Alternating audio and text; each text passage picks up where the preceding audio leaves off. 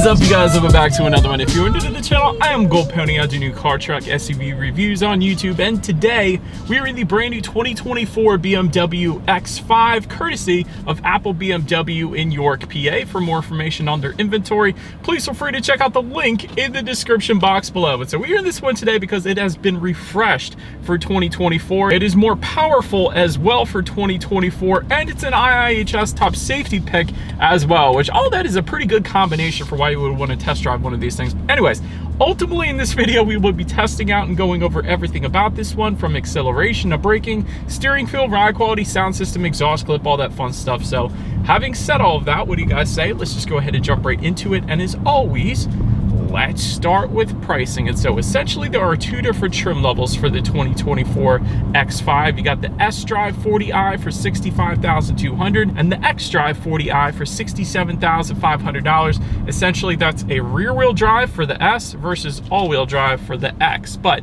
powering the beast is a 3-liter twin-power turbocharged inline 6-cylinder engine, putting out 375 horsepower at 5,200 RPM, which by the way is a 40 horsepower bump from the 2023 model year. That's pretty substantial.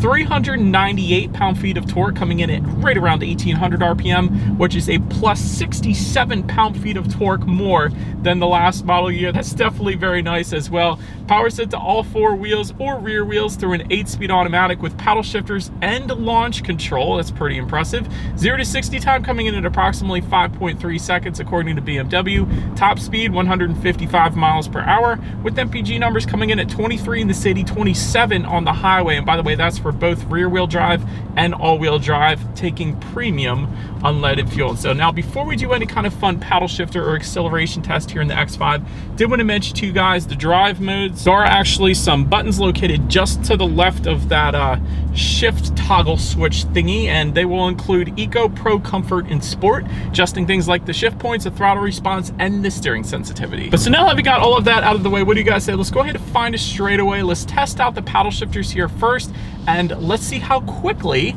they are going to react for us here. All right, so before we do this paddle shifter test here, I did want to mention to you guys, if you press that toggle switch back one more time, that does give you that full manual shift mode. So it is telling me what gear I'm in up on the digital gauges here. I do have it in sport driving mode as well. Let's do a just quick little paddle shifter test here. Let's go. It's freaking quick, lightning quick paddle shifter. So I just got done driving the 2024 Acura MDX, which is kind of in the same segment basically. That one was 73, this one's right around 80, but those paddle shifters were quick too, but these are quicker. This is insane how quick these paddle shifters are. I'm sick and tired of SUVs having so quick paddle shifters, like faster than most cars out there. That was the MDX, and that is definitely the X5. These paddle shifters are amazing. But anyways, to get back full control, I'm just going to press that toggle switch back one more time. That gives back full control to the X5. And let's now find one more straightaway. Let's put the acceleration here to the test with the X5 having full control, and let's see how quickly we can get this one here up to speed. All right, we are in Sport Plus driving mode in 3, 2, 1, go. Instant. Oh gosh, love it.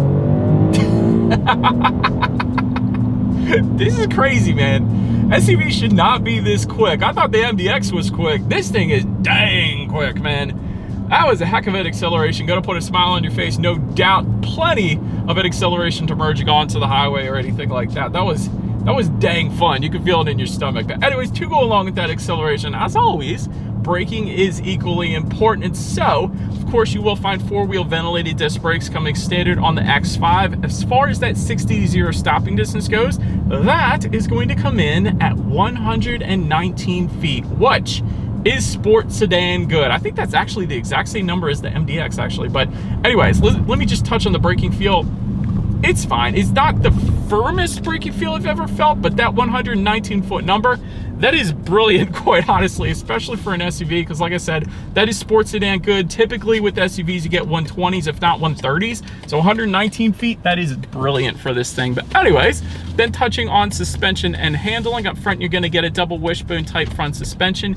In the back, lightweight, multi-link, integral rear suspension, front and rear stabilizer bars. As far as ride quality goes, that was one of the first things I noticed. It is an incredibly smooth ride here. I've been hitting so many road imperfections because here in York, the roads aren't the best, and the X5 has definitely been absorbing them very, very nicely. So this thing is definitely plenty fine in terms of ride quality. As far as steering feel goes, it is going to differ substantially depending upon the drive mode that you put it in. If you want a heavier steering feel, put it in the sport. If you want a looser steering feel, put it in the comfort. But my very favorite part about BMWs, for the most part, is the 10-2 grips on the steering wheel itself are mammoth. They fit my hands perfectly. I absolutely love it. It gives the driver, or maybe just me personally, a better feeling of being in control of this thing. So I love the grips in this BMW X5 without a doubt. They do that better than any other manufacturer in my personal opinion. So huge fan of that. So as far as cabin noise goes, it's been relatively quiet in my short little test drive here today. So definitely a serene cabin, no issues there. Touching on visibility, I can see perfectly fine out the back. So definitely not going to have any issues there.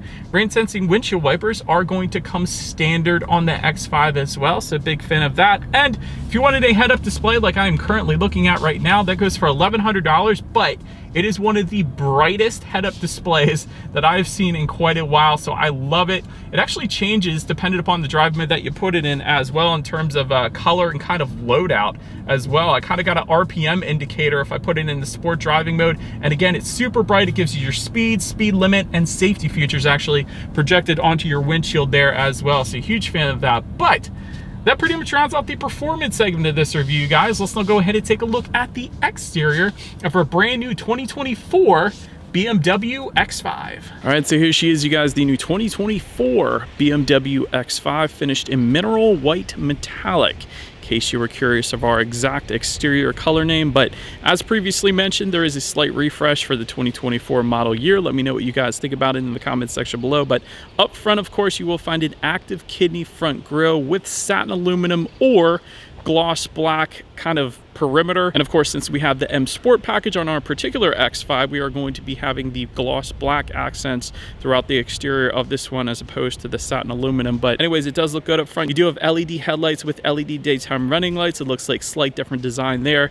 Automatic feature, of course, but also automatic high beams. So when you have your high beams on at night and it senses a vehicle coming in the opposite direction, it's going to automatically dim them back to low beams. Then when that vehicle is gone, it's going to automatically bounce it back up to high beams for you there.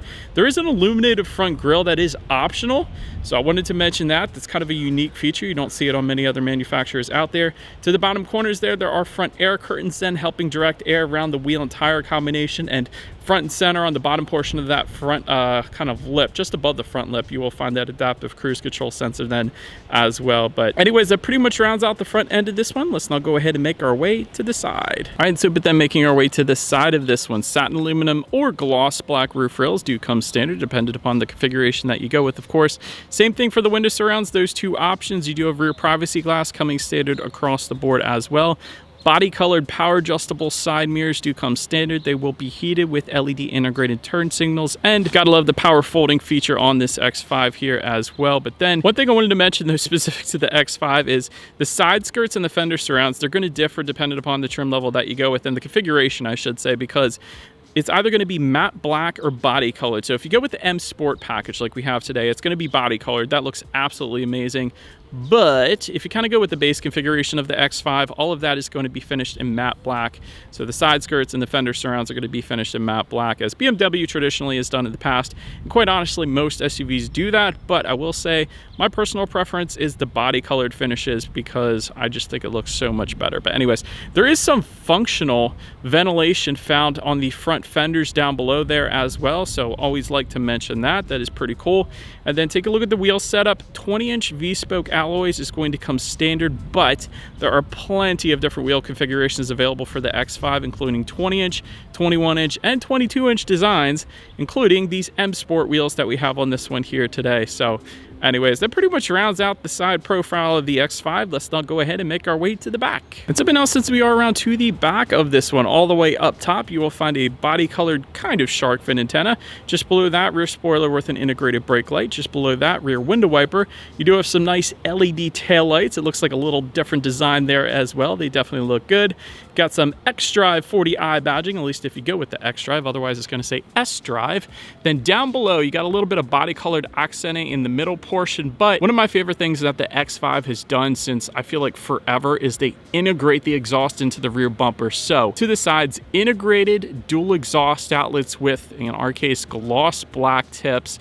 Otherwise it could be satin aluminum, but also look how beefy these rear wheels are. I just noticed that they look so beefy back here. But anyways, I'm getting off topic. Of course, we got a towing package too. That's pretty cool with 4 and 7 pin connectors. But anyways, dual exhaust outlets. So I do believe you guys know what we have to do next. As always, here is that exhaust clip.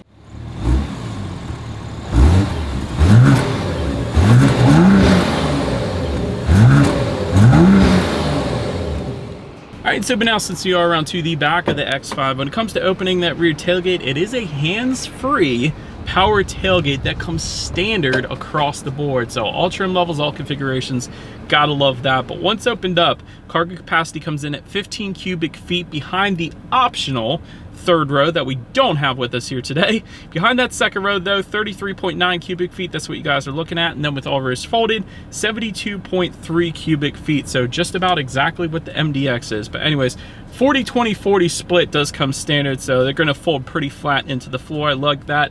Also love the velour carpeting that comes standard on this thing. I thought that was amazing. There's some grocery bag hooks back there. There's a rear cargo cover. There's LED cargo lighting. You don't always find the LEDs in the cargo area, so I like that as well. And then if you were to lift up underneath of that cargo floor, there's actually a nice hydraulic system that keeps it open where you can access the spare tire if you needed it. So I did like that as opposed to the fix-a-flap. Anyways, then making our way up to the rear legroom for the third row, the optional third row that comes in at 31.2 inches. For the second row that I can actually show you guys, 37.4 inches for reference. I'm an even 6 feet tall. This is how much space I had back there. Of course, you got some charging ports back there. You got some rear ventilation. There's a rear center armrest with cup holders. If you wanted rear window sunshades, we don't have them, but they are optional for $250. So I like that that option is at least there for people if they wanted it. But I love the speaker covers too. I might as well mention that since we're back here. But anyways, let's now go ahead and make our way up to the front seats. 16-way power adjustable front seats do come standard. And in our particular case, they're finished in a nice coffee finish. So that is what it is called. But overall, I like the contrast stitching. Not the very most comfortable seats, considering that they are 16-way power adjustable. I think if BMW would have made them some vertical seams, there's too many different like awkward pressure points in these seats. But having said that, they are plenty adjustable, so you shouldn't have any issues for like long road trips and stuff like that. I'm just saying there are more comfortable seats out there, having said that. But anyways, let's take a look at the steering wheel. It is tilt and telescoping. It is leather wrapped. You got the M logo at the bottom since we have the M Sport package with us here today. That's pretty cool. And again, the 10E2 bolsters are the best of any other manufacturer out there, in my personal opinion at least. But then making our way to the startup, let me start by showing you guys the key here. This kind of looks like a new key actually as well. Essentially, you got your lock button on the front of it. And by the way, if you press that 3 times, apparently it's a remote start. So that's pretty cool. And the rest of the buttons are on the side, including that button to pop the rear tailgate and the unlock button. But it is all keyless entry with a push button start. So all I'm going to do in this case is simply put my foot on the brake and press that silver engine start button located just to the left of that shifter toggle switch there. So once then started up, there is a new curved 12.3-inch digital gauge cluster. And that was one of the first things I noticed when I got in this one. I like the new curved digital gauge cluster. I think that looks dang good. But anyways, as always, when you adjust the drive modes, it is going to completely adjust the look of those digital gauges. So I liked that. And of course, it's going to tell you things like the outside temperature, speed limit of any given road, and how many miles you have left until you hit empty. Which, fun fact, when I first started driving this one, it said 517 miles, which is actually a very impressive range for an SUV of this size. So 517 miles between fill-ups, that's darn impressive. But anyways, digital gauges, I love them. I love the new curved display here as well. But now let's go ahead and make our way to overall interior quality. There is a panoramic moonroof that comes standard on the X5. Love that. If you wanted an Alcantara headliner that we don't have with us here today, that adds an additional $650. Also love the ambient lighting. There's a ton of different ambient lighting colors that can be adjusted through the infotainment screen here, but BMW always does ambient lighting wonderful. It's always so bright, so I am a big fan of that as well. But one of the coolest little touches that I noticed when I got in this one are the kind of toggle switches for the climate control vents. They're all very texturized, and just behind that you have a lot of geometric shapes kind of built into the to the trim here. So I love that. I think it's such a cool look, and I like the X5 kind of behind that as well, just above the passenger side glove box. I like the aluminum trim on the actual glove box handle itself. I like the wood trim detail. BMW always does a wonderful job with their interior quality. That is definitely the case here in the X5. Everything is very minimal now, I feel like, but you do have a couple cup holders, 12-volt power outlet, USB charging port, phone charging, well, wireless phone charger as well, I should say. You also have this cool BMW key card, so you actually don't even need your keys. You can actually just use the key card to start this one up. Once it's set up, I don't actually have it set up in this one right now, but that is pretty cool as well. And within the center armrest, you got a decent amount of storage actually, with a single phone charging port in there as well. So like the home link controls for 3 different garage doors. So yeah, interior quality is definitely on point. But now let's go ahead and make our way to this new 14.9-inch center infotainment system. You get wireless Android Auto, Apple CarPlay, of course Bluetooth and audio streaming as well. You get a factory navigation system, and a 10-speaker hi-fi sound system is what's going to come standard, but there's an optional Harman Kardon sound system that goes for $875 if you wanted to go that route. But we don't actually have that option today. We do have the standard 10-speaker hi-fi sound system, which I don't typically get. So I'm kind of excited to try this one out. So having said that, what do you guys say? Let's go ahead and find what's on the radio here, and let's test out our 10-speaker sound system that we have with us here today. All right, after further research here, this actually is the Harman Kardon sound system, so I absolutely love it. You can immediately tell that wasn't a 10-speaker sound system, so that was an incredible sound system, ton of bass, ton of clarity. One of my favorite things about this infotainment screen, because for whatever reason, I couldn't find the volume knob right away, but then I remembered this is the BMW. It probably has gesture control, so all I need to do is turn up and down the volume, is to simply do this. Watch. Turn it up, turn it down.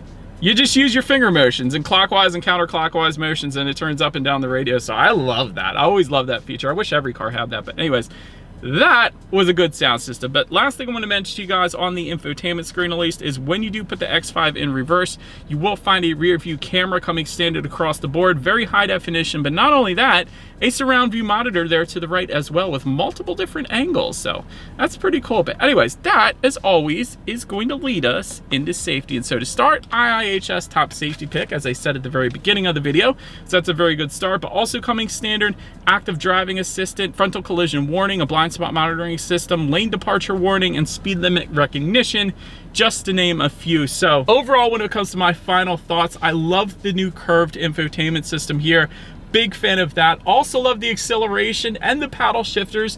This thing is plenty fun to drive. I love the 10-2 grips on the steering wheel. Like I said, they do that better than any other manufacturer, BMW that is. So huge fan of that as well. Interior quality is 100% on point. Head-up display is super bright as well. In terms of room for improvement, this thing can get dang pricey pretty darn quick. I will say that. There's so many different options for the X5, and that could be a good thing and a bad thing. It's a good thing because it really allows you to personalize it, make it your own, and only basically get what you really want. But then it's a bad thing because it can definitely get quite pricey from the original MSRP on this thing. So take from that what you will. But anyways, let me know what you guys think of the new X5 in the comments section below. And that is about it for this one, you guys. Thank you so much for watching. Feel free to follow me on social media at the bottom of the screen if you want to see what's coming next on the channel before it gets to YouTube. Be sure to hit the subscribe and the bell notification button if you're into new car reviews, because that is what we do here on this channel after all. Do appreciate you guys watching more than you know, and I will see you guys all in the next video. Stay gold.